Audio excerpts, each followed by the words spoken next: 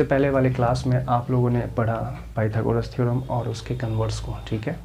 तो आज क्या है कि हम लोग उस पर जो बेस्ड क्वेश्चन है वो लेके चलेंगे, यानी वर्ड प्रॉब्लम लेके चलेंगे बेस्ड ऑन पाइथागोरस थ्योरम, ठीक है। तो यहाँ पे क्वेश्चन दिया हुआ है, उससे पहले कुछ इजी मतलब क्वेश्चन देख लेते हैं, ठीक है। देखिए पाइथागोरस थ्योरम क्या होता है पहले ये भी समझ लीजिए। पाइथागोरस थ्योरम क्या था कि कोई राइट ट्रायंगल में, ठीक है, एक राइट ट्रायंगल में हाइपोटेनस 90 के सामने आप जानते हैं कि क्या होता है, हाइपोटेनस होता है।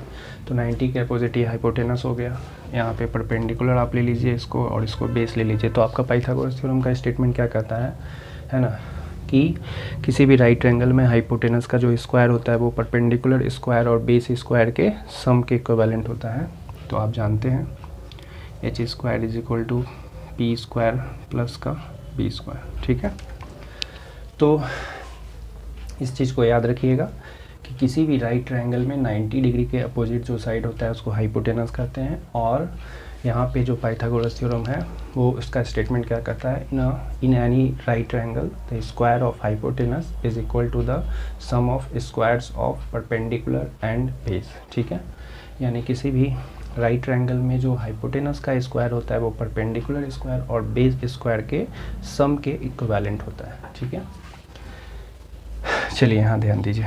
मान लीजिए आपका एक कोई क्वेश्चन है, एक क्वेश्चन है कि एक राइट ट्रायंगल है, ठीक है। राइट ट्रायंगल में पहले इजी क्वेश्चन लेके चलते हैं, उसके बाद वो जो क्वेश्चन आपका गिवन है उसको हम लोग डील करेंगे।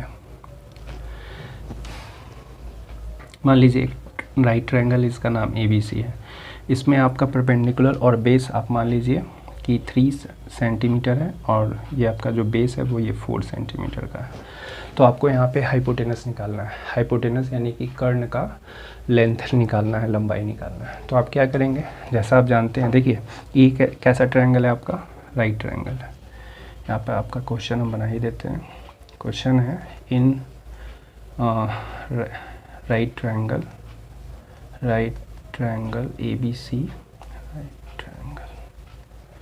ABC है ना, आपका लेंथ दिया हुआ है AB is equal to 3 centimetre, BC 4 centimetre, ठीक है। और आपको फाइंड करना है AC का लेंथ क्या है, ठीक है।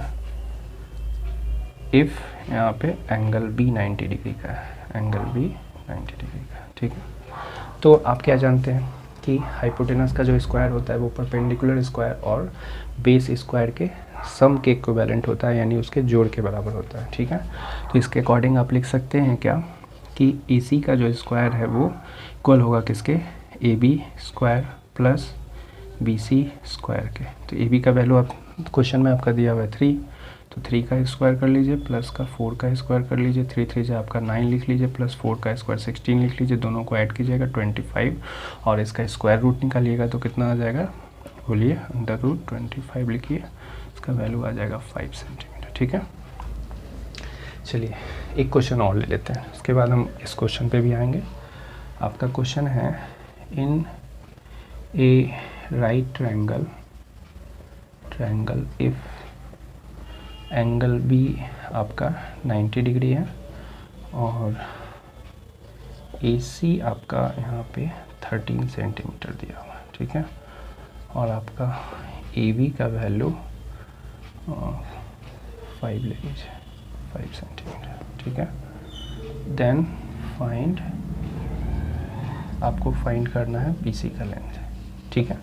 मतलब एक राइट ट्रायंगल है जिसमें क्या है कि एंगल B 90 डिग्री का दिया हुआ है और आपका जो हाइपोटेनस का लेंथ है वो 13 सेंटीमीटर का है और इसमें परपेंडिकुलर यानी AB का जो लेंथ है वो दिया हुआ है 5 सेंटीमीटर। आपको फाइंड करना है कि BC का लेंथ यानी बेस का लेंथ क्या होगा, आधार कितना होगा, ठीक है। तो देखिए एक राइट ट्रायंगल की बात हो रही है तो सबसे पहले आप क्या करेंगे, आपको क्या करना चाहिए, एक राइट ट्रायंगल बनाना चाहिए। तो यहाँ पे एक राइट ट्रायंगल बनाएंगे। तो राइट ट्रायंगल आप जानते हैं किसको कहा जाता है, एक ऐसा ट्रायंगल जिसमें कोई एक एंगल 90 डिग्री का होता है। एक ट्रायंगल बना दिए, ये आपका 90 डिग्री का एंगल हो गया।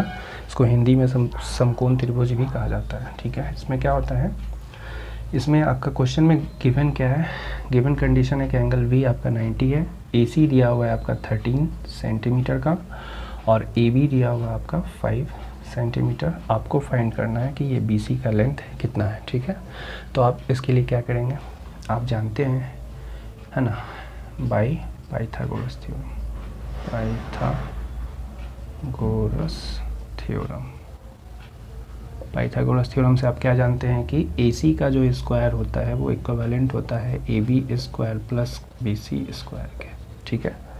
अब जो है क्या कीजिए, जो भी वैल्यू जिसका जो गिवन वैल्यू है वो आप उसमें पुट कर दीजिए। AC का वैल्यू आप 13 यहाँ पे रख दीजिए, 13 का स्क्वायर। AB आपका कितना है देखिए 5 है, तो 5 का स्क्वायर प्लस BC आपका एज इट इज़ रहने दीजिए। तो यहाँ से आप BC स्क्वायर के इक्विवेलेंट अगर लिखना चाहेंगे तो क्या लिखेंगे बोलिए, ये 13 का स्क्वायर और ये जो आपका 5 का स्क्वायर है वो लेफ्ट साइड में आ जाएगा, और मानिए कि वो राइट साइड लेफ्ट साइड में और लेफ्ट साइड राइट साइड में, ठीक है। इट मीन्स कि आप इसको डायरेक्ट लिख सकते हैं 13 का स्क्वायर माइनस का 5 स्क्वायर। जैसे क्या है कि ये चीज़ इधर होता, ठीक है, और ये इधर आ गया, इस चीज़ को हम इधर लिख दिए, ठीक है। मतलब अगर A is equal to B होता है तो आप जानते हैं कि B is equal to A आप लिख सकते हैं, ठीक है। तो उसी तरह से ये इधर आ गया और इस चीज़ को हम इधर लिख दिए। तो इसका वैल्यू कितना आएगा आप सॉल्व कर लीजिए। 13 का स्क्वायर क्या होता है 169 माइनस 5 का स्क्वायर 25, दोनों को आप सब्ट्रैक्ट कीजिएगा तो कितना आएगा 144। किसका वैल्यू ये आया BC के स्क्वायर का, ठीक है। कितना आया घटा लीजिए तो 144 आएगा, है ना। तो आप इसका स्क्वायर रूट निकालेंगे तो BC का वैल्यू आ जाएगा कितना 12 सेंटीमीटर, आंसर हो गया, ठीक है।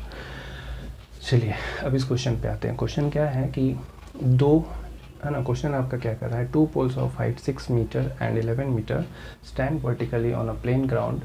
If the distance between their feet is 12 metre, find the distance between their tops. मतलब क्या है कि दो आपका पोल है, ठीक है, दो पोल है जो कि ज़मीन पे खड़ा है, प्लेन ग्राउंड पे वर्टिकली खड़ा है, ठीक है। उन दोनों पोल का जो लेंथ है यानी हाइट जो है वो कितना दिया हुआ है 6 मीटर और 11 मीटर, ठीक है।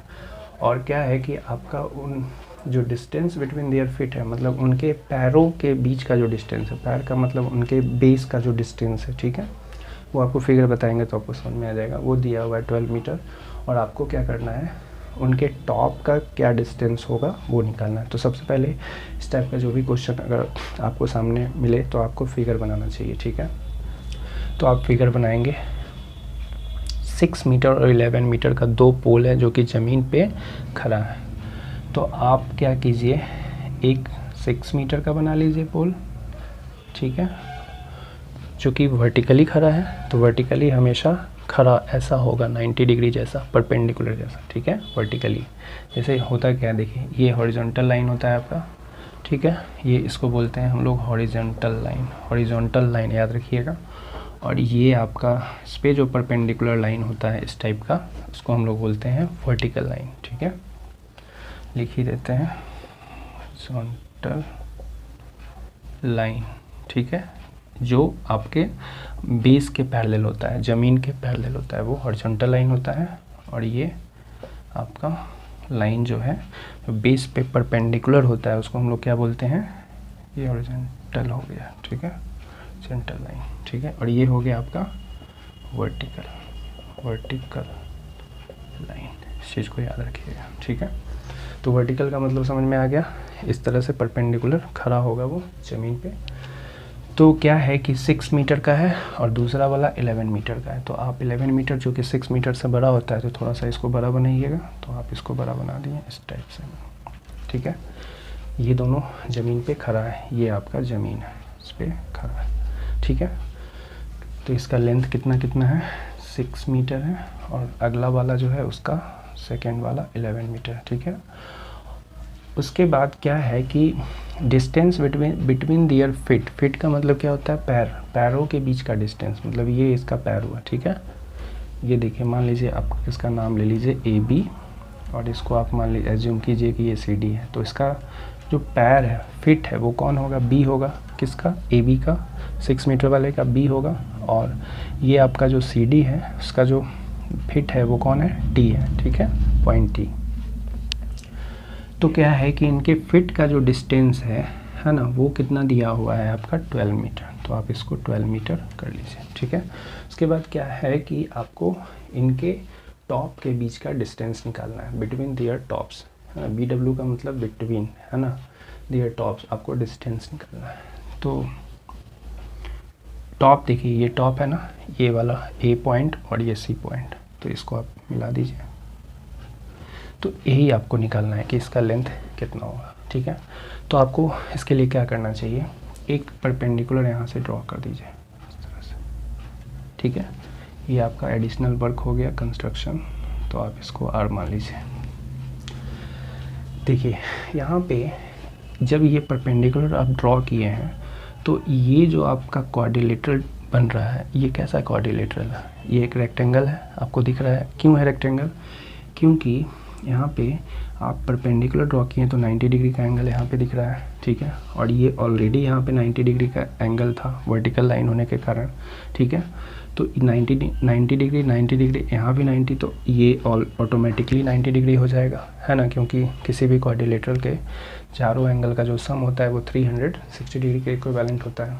तो ये तीनों अगर 90 90 90 यानी 270 है, तो आप 360 में से 270 घटाइएगा तो 90 डिग्री आ जाएगा।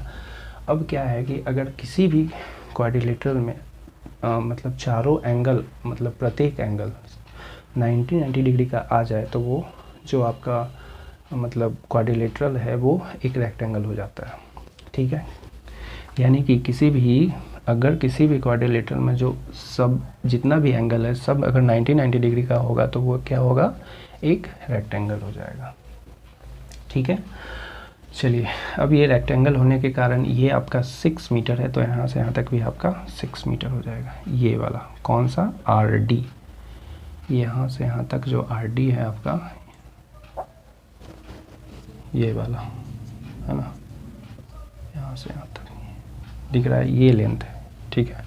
कितना हो जाएगा, आप 6 मीटर लिख लीजिएगा, है ना। हम आपको समझाने के लिए बता रहे थे कि ये आपका RD दिख रहा है ना, RD 6 मीटर आ गया।